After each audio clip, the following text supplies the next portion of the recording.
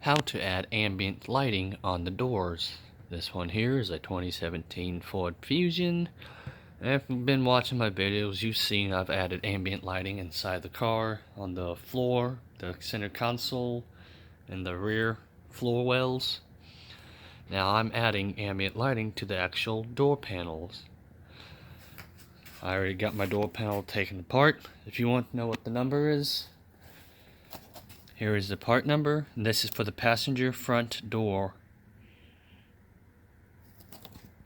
Now it's pretty easy. If you're doing like me, my car was not wired up factory with ambient lighting, so I have to modify it. I have to add wires, repin wires for this to actually work.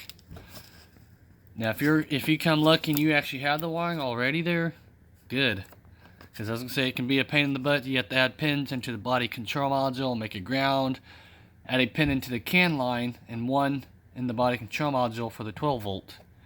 Now on the doors, mine's not pre-wired already. I had to wire it all myself. So to do that, I had to go into the body control module, add a pin into there, another can line which is different from the floor and wheel wells, or the floor well and the center console. Then I also have to have a power, 12 volt power, and a ground. Now, on this one here, I don't have cutouts for the door handle. Let's see if I can find where the handle's at. On the cutout, there'd be like a little slice on top of there. Let me see if I can find one to show you. It should be right here. This part is for the ambient light. Now this does not go to my car. It is off of the different one. As you can see, it's seen better days. Not the same trim panel as mine. So I'll have to find one that's got this cut piece here that matches my trim panel. This one is not. Mine's like a silver piece that's here. But what I thought was odd, since the door handles not have a cutout on it, but the actual door panel itself does. Let's see if I can show you guys. Grab a light real quick. So you'll have a,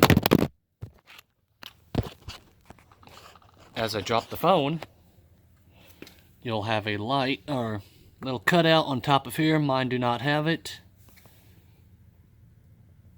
Then you'll have a little area back here. I don't know how you can see that little hole there. That's part of the ambient light too. So one goes there, and one goes into the door handle. Thought that was kind of odd that this here got a cutout, but no cutout on here. So like I said, I have to replace this whole piece to get the cutout. Or if I wanted to, I could take like, what is it, a Dremel, and just cut a little line into it, match it up with this other one. So let's go and get started on it. Enough talking. Turn you the other way. What you want to do, what I like to do is pull one off at a time. So pull this one connector off, I'll add the new connector onto it. It can be a little bit tricky trying to get these off. You got a little retainer clip here, and you just got to kind of follow your way. So that's what it looks like. You can actually take it off. If you can't get it off by hand, just take a screwdriver, pull it back, and off that goes. Same thing with here.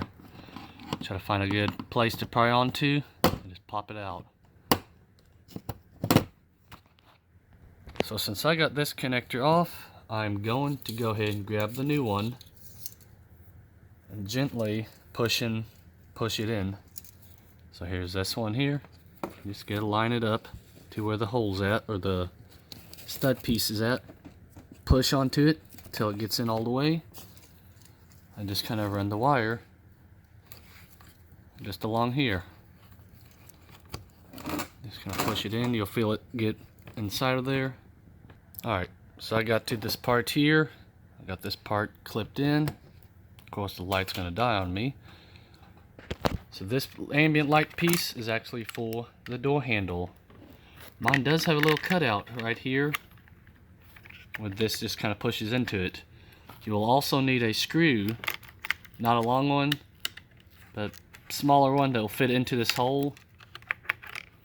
So you can screw it in, and it'll just sit just like that almost.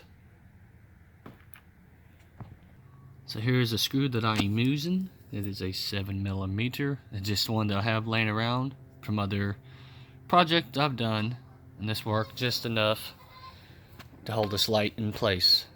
So what I do here to get this in place, I put both my fingers, one here and one here, so kind of push like that and just push inwards for that to stay in there. I'll need 2 hands to do that, so you want to do that very carefully. These things are fragile. So that's what it looks like when it's in place. That's what it looks like where it lines up. So you'll have that little cutout along here. Mine do not have it, like I said earlier. Then I got that screw here where it's going to hold on to it so it does not move around. After that, I have not finished adding the wires to it. So what I'm going to do, just pull off one by one and reattach the new connector to it. Now here comes the really stressful part of not trying to break this old one. This is your little lock indicator.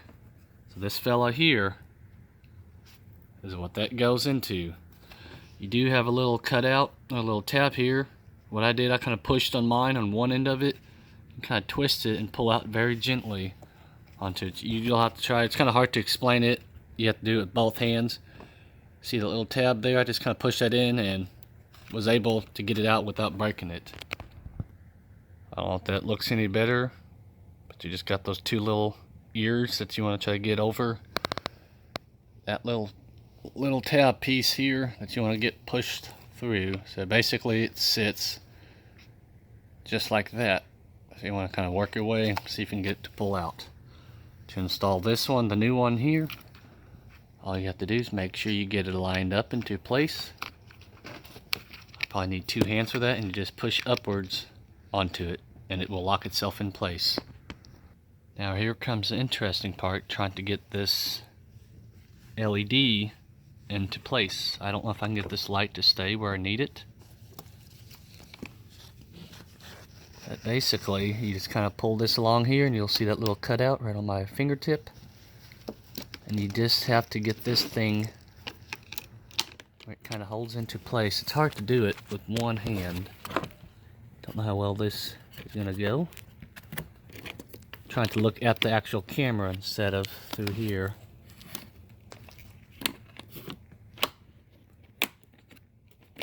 Basically, you want the ambient light part to go kind of through here, right through there. This white tab piece that lines up with this hole here and right along here.